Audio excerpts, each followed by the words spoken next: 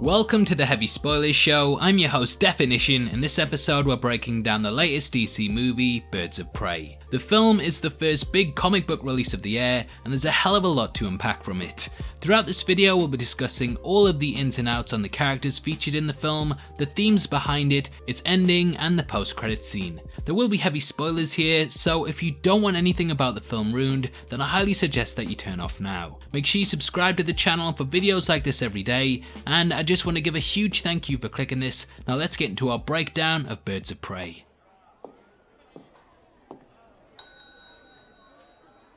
Can I help you?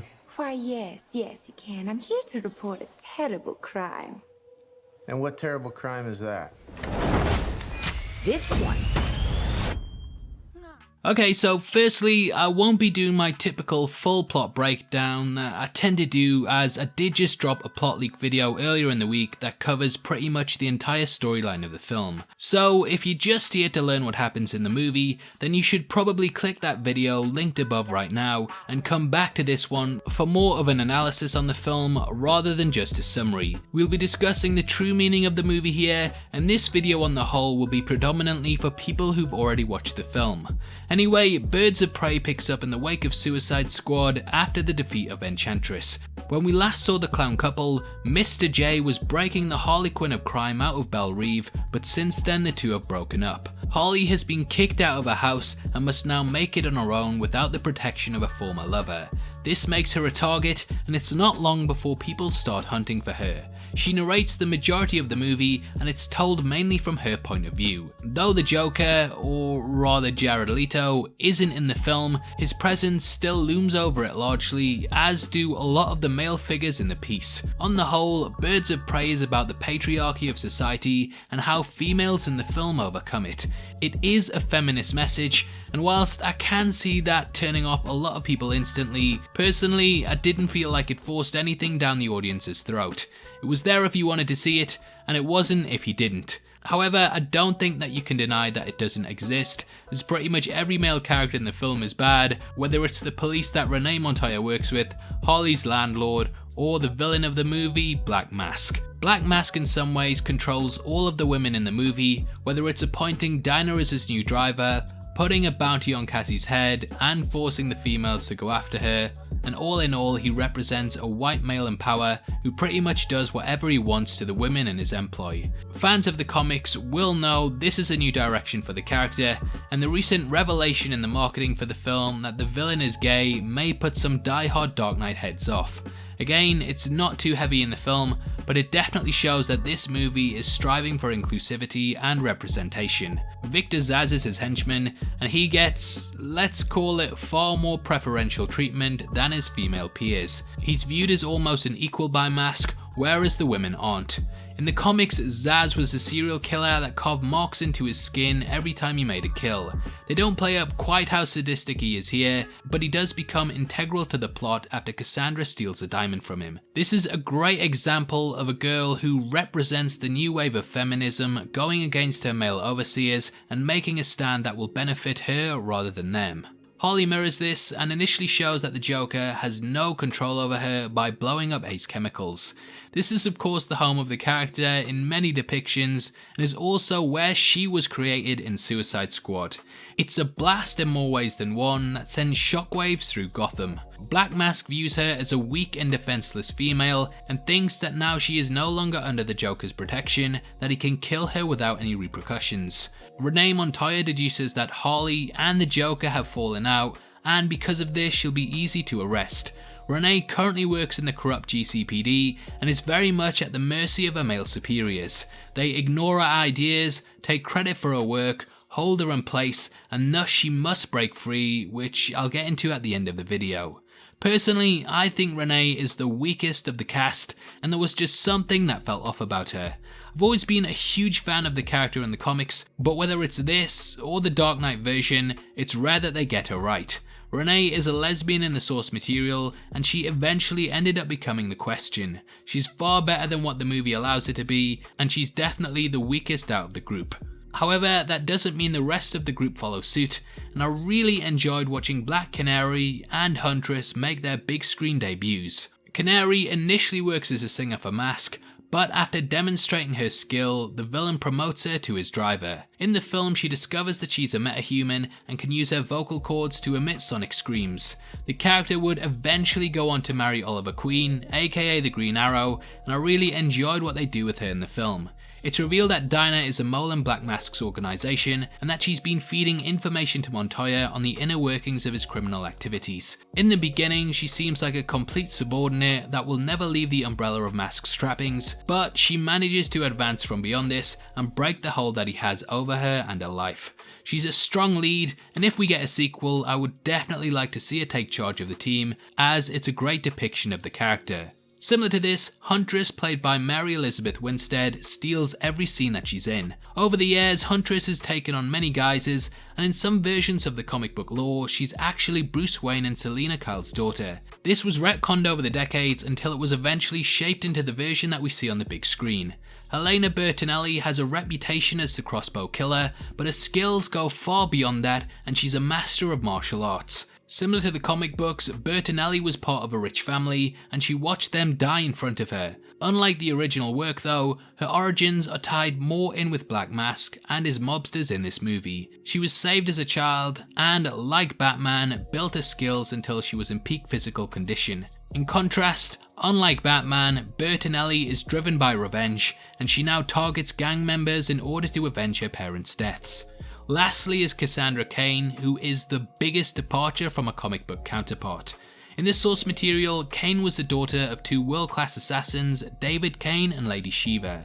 Cain was a mute that couldn't read or write, however, due to the training she received from her parents, she was a master at reading body language. Due to this, she could fight anyone on a hand-to-hand basis with ease, because she could read what moves they were going to make and easily dispatch them. She's one of the coolest members of the Bat family, and also one of the best hand-to-hand fighters in the DC universe. Here, her portrayal feels alien, and she's devolved in several ways. That's not to say it's a bad performance, it certainly isn't, it's just a big departure. Cain steals a rare and valuable diamond that has the location of the Bertinelli fortune, and she sort of becomes the MacGuffin of the film. After Black Mask places a large bounty on her head, pretty much the whole of Gotham and Harley go after Cassie.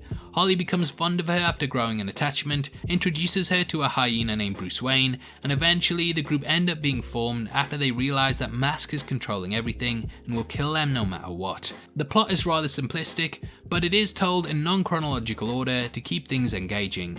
This method of storytelling has been used in Deadpool and more recently The Witcher, and it keeps the rather basic storyline from feeling too predictable. It all comes head to head at a handover in which Harley promises to give over Cassie in exchange for being free of having to constantly look over her shoulder. Canary and Zaz go to retrieve her, and Mask goes back on the deal by instructing them to betray her. It's during this that Zaz learns of Canary's alliance after seeing a text message involving Montoya, and he turns on her. Huntress shows up at the last moment and kills him, however Montoya arrives at the location and goes to arrest them. Harley manages to convince the group to work together and fight Black Mask's incoming goons. They all team up as one, and it's an awesome action scene to finish the film with. There's just a bone-crushing, satisfying kick to this battle, and it's arguably one of the best action scenes in a DC movie. It was filmed by the creative team behind John Wick, so this does make a lot of sense, and it gives the finale a real punch to it. However, Black Mask manages to capture Cassie, and there's a car chase, well, roller skate chase, in which Harley manages to destroy his ride. At a pier, he holds Cassie hostage, but she is able to kill the character with a grenade. Now, to me, this symbolises how feminists are almost taking the weapons of men and using it against them. I'm not saying this is my beliefs or anything, it's just how I interpreted the film, but Mask was pretty much someone who lauded his power over women, but he was literally taken out by someone insignificant using his own power against him. It's a symbol that even the weakest can stand up against the strong, and whether I necessarily think that that's a subtle message to end the film on, I do think that the true meaning behind it holds a lot of weight to it. The Me Too movement is about unity and taking toxic men out by exposing the thing that they fear the most, the true face of themselves, and there's some subtext to it through Black Mask. Black Mask throughout the movie is someone who pushes himself to be the life and soul of the party, but he hides a true, violent and manipulative face that becomes exposed during the finale of the film. This symbolic gesture of a group of women making him reveal his true face and then taking him out does have a lot to it, and yeah, DC are clearly putting more thought into their showdowns. Or it could just be a simple action scene, and yeah, I might be reaching. Just a shame they haven't been so quick to get rid of Amber Heard, eh? Anyway, I said I'm not getting political. The movie ends with an epilogue of Montoya, Dinah and Huntress forming the Birds of Prey. This is from using the Bertinelli accounts linked directly to the Diamond. Harley and Cassie pawn the jewel and go off to start their own company together. I always did wonder why Harley was in a Birds of Prey film, as typically she's associated predominantly with the Suicide Squad and Gotham City Sirens. However, in retrospect, it was out there in front of our eyes this entire time. The full title for the film is Birds of Prey and the Emancipation of one Harlequinn. Therefore, we know that it was about the BOP as one entity and Harley as another. Emancipation actually means an effort to procure economic and social rights, often for equality, and this is pretty much the main message of the film, which, as we've discussed, sees women overcoming the domineering male figures in their life. Where Harley is going exactly, we don't know yet, but the next film featuring the character is James Gunn's Suicide Squad. Cassie will not be starring in this, at least that we know, and it is unlikely that she would be wanted for Task Force X, as it's mainly used for highly dangerous criminals.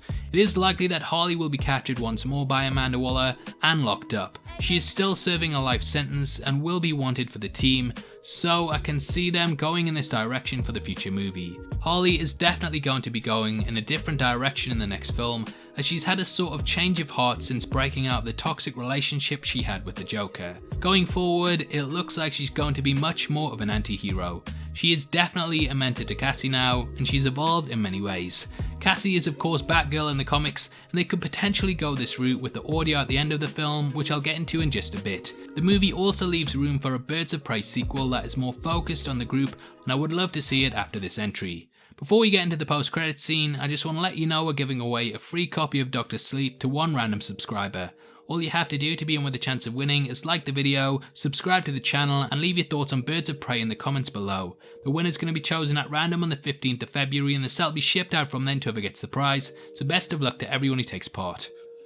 Okay, so the film doesn't really have a post-credit scene, but there is some audio and a continuation of Harley Quinn's narration, who thanks everyone for sticking around. She reveals that she knows a secret about Batman, but before we ever learn what it is, the movie cuts out. Now Harley did name her hyena Bruce Wayne, so it is likely at this point that she knows who he is. If you've read the Scott Snyder Batman graphic novel run that was part of the New 52, then you will know that the Joker did know who Batman was, however he didn't really care as he viewed it as just a facade. In this universe, both Harley and Joker were complicit in the death of Jason Todd, and it isn't a huge leap to guess that they figured out he was connected to the billionaire. Now what this could do is allow for Cassie to go under his wing and be trained as Batgirl, similar to a comic book counterpart. We don't know what they're going to do to Batman due to the Robert Pattinson reboot, but they could be bringing him across and potentially tying Cassie in. I don't know how that will happen, but overall I really enjoyed the film and it made for a great watch. I was expecting this to be quite bad, but I'm pleasantly surprised by it. As I've said, the themes I've mentioned in this video are there if you want to look, but if you just want to turn your brain off, you can enjoy the film for what it is.